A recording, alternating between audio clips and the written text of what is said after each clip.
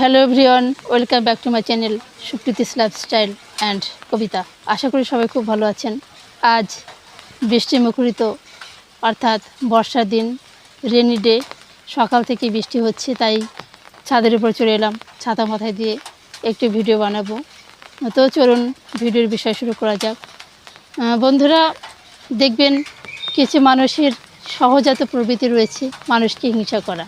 তারা মানুষকে একটু হিংসা করতেই বেশি ভালোবাসে, কারণে অকারণে।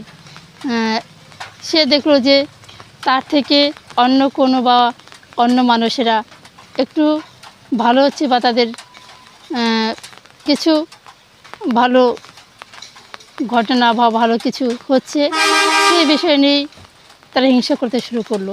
তো আমি আমার ব্যক্তিগত জীবনে বা ব্যক্তিগত লাইফের সেটা আমি অনেকে দেখেছি, যে আমি বলবো যে মানুষকে হিংসা না করে, যে যাকে তুমি হিংসা করছো বা যাকে আপনি হিংসা করছেন তার মতো হওয়ার চেষ্টা করবেন।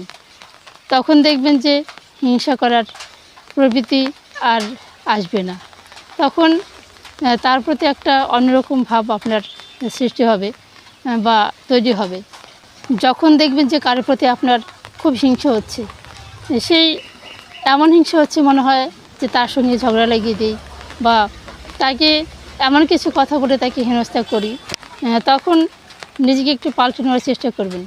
তখন সেই তাকে হেনস্থা করার কথা না ভেবে নিজে কীভাবে তৈরি হবেন বা নিজে সাকসেসফুল হবেন, যাকে আপনি হিংসা করছেন তার সেই জায়গায় পৌঁছানোর চেষ্টা করবেন বা তার থেকে ভালো কিছু হওয়ার চেষ্টা করবেন।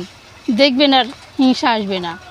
আর আপনার যদি রাগও হয় কারোর প্রতি হিংসা করে, তখন আপনি সেই বিষয়টাকে বাদ দিয়ে অন্য কোনো বিষয় নিয়ে আলোচনা করবেন। আর যার সাথে আপনি হিংসা করবেন, ধরুন আপনার সাথে কে হিংসা করছে, আপনার সাথে আক্রমণাত্মক ভঙ্গি থেকে কথা বলছে বা আপনাকে হেনস্থা করার চেষ্টা করছে, তখন আপনি সেই বিষয়টাকে এড়িয়ে যাবেন এবং তার সঙ্গে সেই আক্রমণাত্মক ভঙ্গিতে কোনো রিপ্লাই দিবেন না, অ্যান্সার দেবেন না। আপনি তখন একটু মিষ্টি সুরে কথা বলার চেষ্টা করবেন। আর নয়তো যদি ভাবছেন যে তার কথা রিপ্লাই দিতে পারবেন না, হয়তো ভুলভাল কিছু বলে ফেলবেন, তখন সেই বিষয়টা এড়িয়ে যাবেন এবং আপনি অনেক অজুহাত দেবেন যে আমি ব্যস্ততার মধ্যে রয়েছি, আমার কাজ রয়েছে, কিংবা আমার কোনো একটা জায়গায় যেতে হবে, হয়তো মিথ্যে কিছু বলে দিলেন। বলে দিয়ে সেই জায়গাটা আপনি মানে চেঞ্জ করে অন্য কিছু ভাববেন। তখন দেখবেন যে তার সঙ্গে আর ঝগড়া লাগছে না, কিংবা তার সঙ্গে কোনো খারাপ কিছু হচ্ছে না। আপনার জীবনটা একটু অন্যরকম হয়ে যাবে। তখন দেখবেন তার সঙ্গে সে আগের মতোই ভাব রয়েছে। তখনও সে ভাববে যে যেই ভঙ্গিতে বা যেভাবে কথা বলতে চাইলাম সেটা আর হলো না। তখন আপনার প্রতি মনোভাব তার পাল্টে যাবে। সে দেখবেন আপনার প্রতি সেই ভালো ব্যবহার করছে বা আগের অবস্থায় ফিরে এসেছে। কারণ একটা বিষয় ভেবে দেখবেন, কোনো সুস্থ মস্তিষ্কের মানুষ বা কোনো বুদ্ধিমান বা বুদ্ধিমতী মানুষেরা কখনো কাউকে হিংসা করে না, বা হিংসা করলেও সেটা প্রকাশ করে না, সেটা ভেতর ভেতরে করে। আর বোকা আর কি বলবো, বোকা মানুষেরাই দেখবেন কারোর প্রতি হিংসা হলে সেটা সরাসরি প্রকাশ করে দেয়। তাই সেই বোকা মানুষগুলি হেনস্থা করার পর দেখবেন পরে পস্তায়। তখন সে অনেক কিছু হারিয়ে ফেলেছে।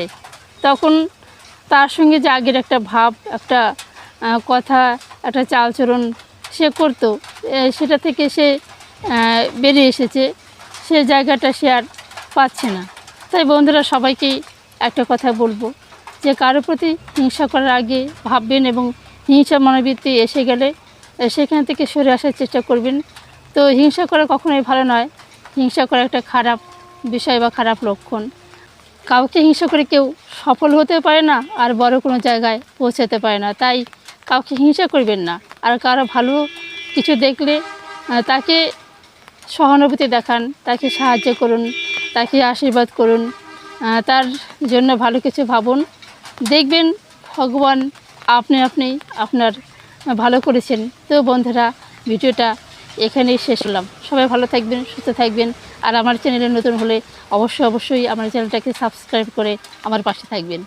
ধন্যবাদ সবাইকে।